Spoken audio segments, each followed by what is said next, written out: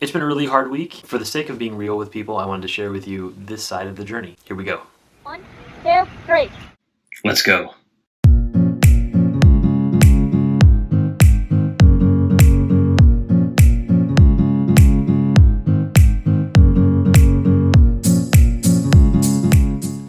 Oh my gosh. So in foster care, there are these things called incident reports, like critical incident reports, where if something major happens, someone breaks things, like there's property damage, someone runs away, someone attacks someone, whatever, like major events. If someone does one of those things, you have to write it up, send in the report. In my case, I have to call and leave a message where I verbally say what happened and then also send it in a report. And I have filled out 2 of those this week. So it's been that kind of week. So the other thing is, and I love you all dearly if you're watching this and you're one of my support friends and whatever, but people keep saying, Nick, you look really tired. And I'm like, yeah, thanks, I guess. But, and they say it in a loving way, like, Nick, we need to get you a break because you look really tired. And so it's been a rough week. Now, we do have some supports in place. Some amazing people from our support group are taking the one foster child out tomorrow to a park, and then another family is taking him for dinner tomorrow just to give us a break. And then next week, I'm actually going to go stay at a hotel for a night, because I desperately need a break, and I'll explain why in a minute, but I'm going to go stay at a hotel. My folks are graciously going to watch the boys overnight, and so basically they'll move up out of their apartment in our walkout basement, and they'll stay in my room, be upstairs around the kids, so that they're there. And also our social worker is going to be here for kind of the critical parts of the routine, the parts where kids normally flip out, or a kid normally flips out. That'll be really nice to get a break, and to know my parents are supported with that break as well is amazing. So what's been going on? Yeah, it's been 24/7. We have a foster child right now who has either consistently been aggressive, destructive, or defiant. 24 hours a day, one of those things is going on. I am sleeping better for the most part. Now, there's usually a kid that gets up like once or twice a night, and that's it, instead of the 7 or 8 times a night that we were facing before. So that's really good, but that's not what's making me tired anymore. Before, like a couple months back, that was my excuse. Now it's just constant. It's constant trying to push, trying to fight, trying to find ways to aggravate. So what happens in attachment is you have kids who have been let down before. Like, the people who were supposed to care about them either didn't, or they said they did, and then something happened, and I shouldn't say they didn't care about them because that's not accurate, but something happened and they weren't able to be there for them like they had promised, or like the kids knew they should be for them. And so now when a kid starts to attach, especially if they've bounced around from foster care to foster care, what ends up happening is they push really hard. Because they're saying 2 things, really. They're saying, 1, I am going to be the one who makes it happen if I leave. So if I am going to be removed from the home, it's going to be me that does it, so that I'm in control. Like, I'm going to do it, not you, right? So there's a sense of power there. They're grasping. They're grasping really hard for power. Any power they can get, because they feel so powerless in this system, bounced around from home to home. Can you imagine what that feels like, to never feel stability in your life, to feel like other people make all the critical decisions in your life? It's just terrible, just terrible. That is the one thing they do. The other thing they do is, they're like, oh, we're starting to attach. Oh, shoot. That really freaks me out. Because everyone else who I've felt attached to has hurt me and let me down and let go of me. So I'm going to test this person really hard to make sure they're really there for me. I'm going to push so hard. And so what they start to do is they start to find every button you have and find every trick they can think of to try and make you angry. Like, not just angry, like furiously, insanely, horribly angry. And so I'm using an example. This isn't for us because we don't watch much TV or care much about TV, but let's say your family's whole life revolves around the television set. Like, that's where you do everything. Like, you love watching TV. It's your release. It's everything for you. That child is going to break your TV. Like, I can tell you right now. Or do something. They're going to do something that's TV related. And so you just kind of know. You know what's happening, right? So then let's say, like me, you're a guitar player. Well, my guitar is locked up at my work. Like, it is not going to be in my house for a while, because I know that chances are a child's going to do something to it.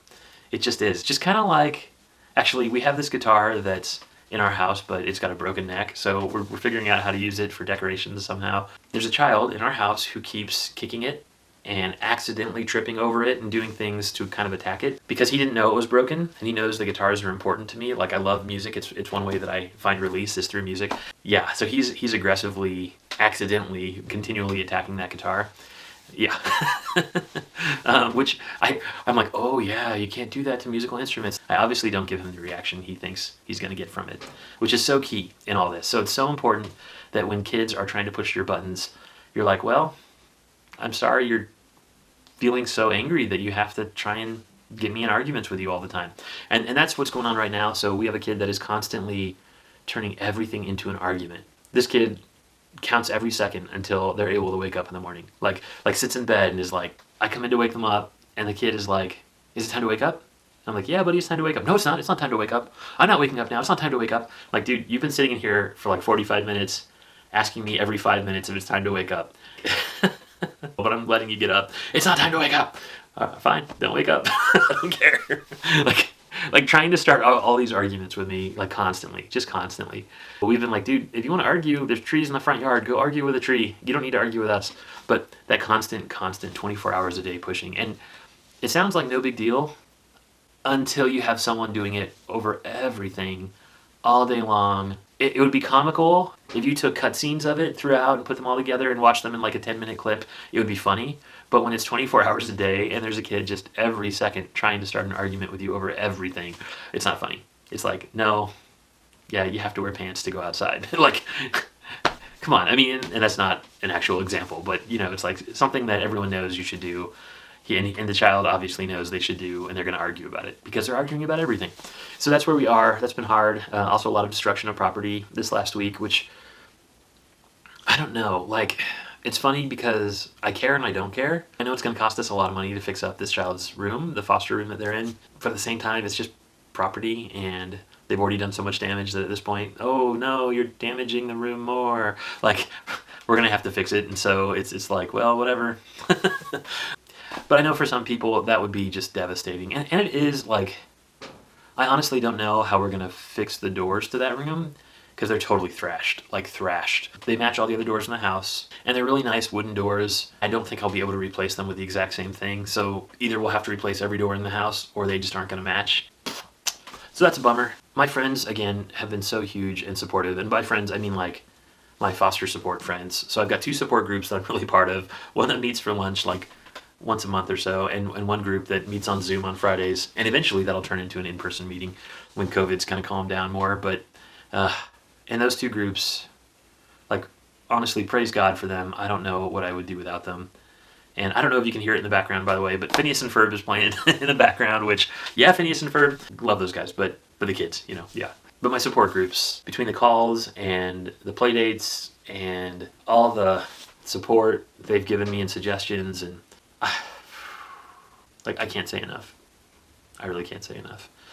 I'm spent. And so one thing I'll add to this is when you have a kid in your home that completely and totally drains you, there's a couple of pieces of great advice that I've taken in. One, once you start to really notice that you're hating that child, and please, no judgment, it's true, like the kid is doing everything they can to get you to this point over the course of about a week. Once you get to the point where you really feel like you're starting to hate this child, despise it, you're not looking forward to being around them, like you're dreading every second, that means you need to go find some fun things to do with that child. You need to get that relationship back. So go find those fun things. You've got to get yourself back to the point where you can tolerate being around that child. I mean, number 2 here, I guess, you do need a break. And you need probably lots of breaks in order to really be the caregiver that you can be for that child. And then the other one is always ask, what's the need? What is the need behind this child's behavior? Like, what is their need? And so in our case, they need to know they're safe and that we're going to stick with them.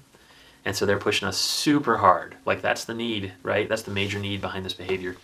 And it doesn't make it any easier to know the need. Not really. I mean, in a way it does, because it switches you.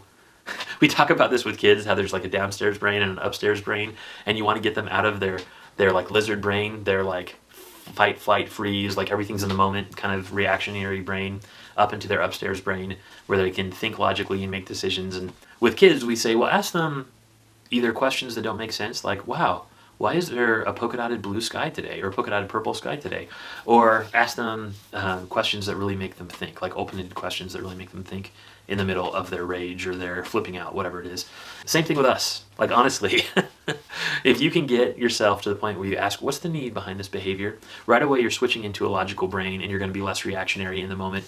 And I found that to be hugely, hugely helpful. It's funny that I'm employing the same tips and tricks that we use to work with kids to work on myself. But seriously, it's so important that you remain in control of yourself in those moments. So important, because otherwise you're not helping anyone. Yeah, hurt people, or broken people break people, or people who are riled up rile other people up. Like, it's just the way it goes. But seriously, we've got to be in control of ourselves. Well, thank you for listening to me rant here a little bit. Sorry, I know this is like, I don't even know. This has been a crazy, terrible week. Like, it is. It's been a terrible week. It's been beautiful in the way people have wrapped around and supported us, but it's been a terrible week for us here at home. Yeah. Well, thanks. And let me know in the comments what you do when there's a child who is having a hard time, who is doing crazy hard behaviors, or what do you think you could do, or what do you think you could do to make it better? Add all that to the comments. We love reading your comments. Like, seriously, we love reading your comments, and it makes us feel like we're part of an even bigger community, and I hope it makes you feel like you're part of a bigger community as well. Thank you, and let's go, Dad.